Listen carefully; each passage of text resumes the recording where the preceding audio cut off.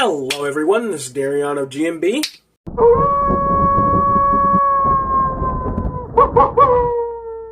And here we are, a new decade, which means a new era of Scream films with Scream 2022. You really couldn't give us 5 Cream, huh? I mean, it kind of does make sense with the whole meta angle this time around being requels, but really? You had to dodge out on 5 Cream? Hell, I even called it 5 Cream in the doc I used to write the script for this video.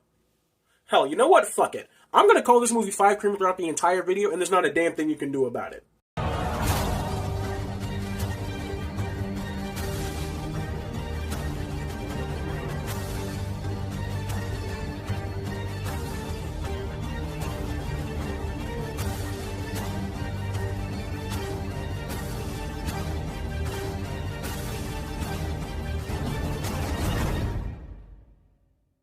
Five Cream saw its release early last year in the year of 2022, 11 years after it was 11 years since the last Scream movie. The story focuses on Ghostface making a return to Woodsboro and picking up some fresh new blood a full 25 years after the original Woodsboro killings.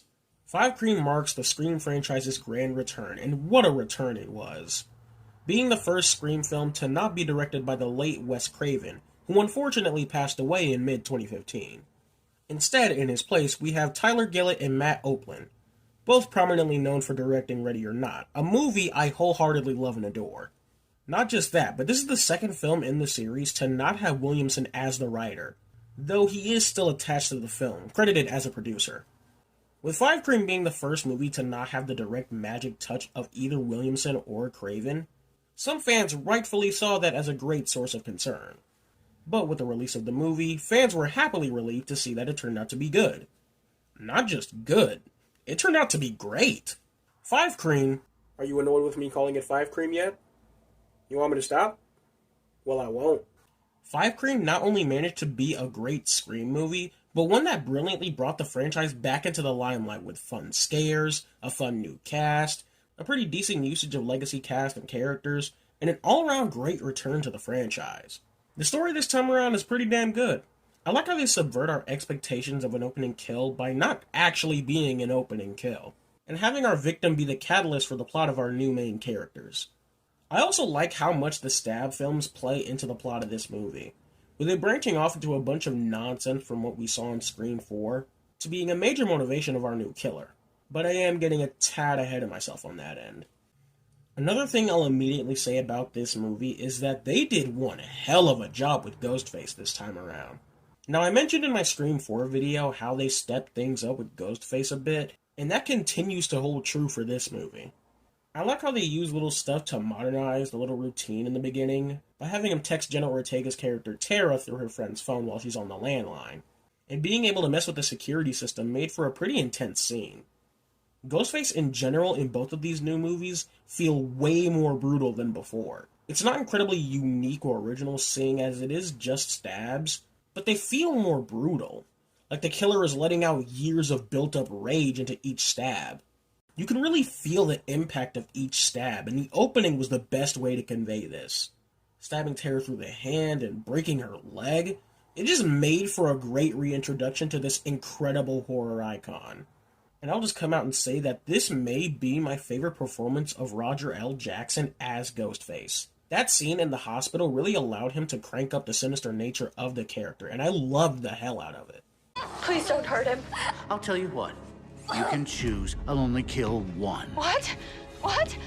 Tara! Who do you want to hear die? No, please! I'm begging you. Please don't hurt them. Really?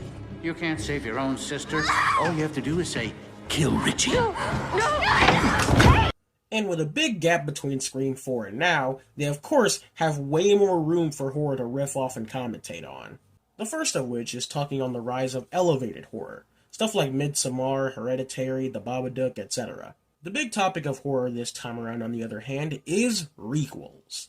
Films like 2018's Halloween, films that are a direct sequel to the original, while ignoring those that came after, have been a big thing in movies as of late. We've done horror movies, sequels, trilogies, reboots, and remakes. Now, we are in the Scream franchise's requel. where the franchise attempts to brand off with new and creative ideas whilst holding on to what made the franchise so important to those fond of the OG. Now, when I first watched this movie, I thought this talking point was kind of redundant, seeing how Scream 4 touched on reboots already. I didn't really think they could make this film unique with its discussion on the stuff, but I think they did a pretty decent job. There was definitely a clearer focus on getting us attached to newer characters without needing to fall back on the OGs. Scream 4 had a pretty even split, to where it was never really clear who our main protagonist was, which 5 Cream did a better job at handling. I also think in regards to it being a requel and the whole it all goes back to the original theme, it did handle things pretty well in that regard too. In many ways that are obvious with the returning of characters like our OG trio, but also in a lot of really unexpected and, dare I say, interesting ways of tying into our original killers, with varying degrees of execution. One thing I want to touch on before going further into the characters is that these newer films have way too much fun with having this friend group playing the blame game. In the original, when Sydney and the others were at the fountain, they were being playful about it. You know, being desensitized and not really taking anything seriously. I don't know what it is with these films that just lay it on way too thick, to where I either don't buy these guys as genuine friends, or think they're written way too nonchalantly, to where I can't buy that they take the threat seriously. And oftentimes it really takes me out of it. Anyway, this movie does a pretty good job with the whole tying back into the original motif, and the best way it does this is with its characters. The OGs take a significant backseat to our fresh new blood, so let's go ahead and take a look at them first, shall we? All of our new characters cleverly have some form of relation to our past characters. The creep hitting on Liv was Stu's nephew, one of the guys in Tara's friend group being the son of Judy Hicks from Scream 4, and most notably the twins being the niece and nephew of none other than Randy himself. I don't know why, but I just really like the little familial element we have amongst our core cast. Anyway, some of the standouts are, of course, our Meeks twins, Chad and Mindy. Chad is played brilliantly by Mason Gooding, who brings a whole lot of charm to what would initially be perceived as nothing more than a jock stereotype. And his sister Mindy, played by Jasmine Savoy Brown, was a pretty fun addition, even if I do have a few issues. Whenever I talk about these newer films having too much fun with the blame game with these characters constantly pointing the finger at who they think the killer is, I'm somewhat mainly talking about Mindy. The character is written and portrayed with a lot of nonchalant cynicism, which is definitely fun to watch. Jasmine does a great job with it. But I don't know, she often feels like a character who knows she's in a movie far too much, and sometimes doesn't feel like an actual character experiencing these horrors from time to time, if that makes any sense. Overall, I still think she's very fun. Wes is a character I thought was alright. Although it was pretty obvious a part of why his character was introduced was to pay respects to the late Wes Craven by having the characters in the movie throw a party in his honor, which is pretty nice. But Wes on his own was just okay. Now the Carpenter sisters, which I have a lot to say on. Firstly, to get this out of the way, Tara. I enjoy Tara a lot in this movie, despite having less screen time than some of the other characters. Mainly due to Jenna Ortega's performance. I had been a fan of Ortega's for a while, and seeing her kick off from Babysitter Killer Queen, X, and that one little show I'm not sure a lot of people have heard of, I think it dropped on Netflix and was based on the Addams Family. Needless to say, I thought she was great. So great, in fact, that before Scream 6 came out, I was more interested in her character than our actual main protagonist, Sam. It was one of the few that thought that she should have been the main character instead. Speaking of which, Sam. She's a very fine protagonist. Melissa Barrera obviously has some big shoes to fill since she was following Nev Campbell as... What the fuck? Melissa Barrera has some pretty big shoes to fill since she was following Nev Campbell as Sidney Prescott. But the whole family member growing distant because of a troubled past thing she has going on is just so... meh. Like, it really doesn't interest me all that much. And then there's the big, digitally de-aged elephant in the room. So, a big element with things going back to the original is the revelation that Sam is none other than the daughter of Billy freaking Loomis. Now, when this was first revealed, it caught me off guard and grabbed my attention, but they slowly started to lose me as the film went on. We're back to the whole ghost parent haunting our main character bullshit from Scream 3, and it's still just as hilarious as ever. I shit you not, every scene where Sam talks to Ghost Billy, I am cackling like a goddamn witch. It's so damn stupid, it's hilarious. I'm not like you. Really? And how else are you gonna survive? I say accept who you are, let's get out there, find out who's doing this, and cut some fucking throats! No! Just like in Scream 3, it really feels out of place in this series, and is one of the ties to Sam's character that results in me not caring much about her. Now for our legacy cast, starting with a return from Scream 4, Judy Hicks.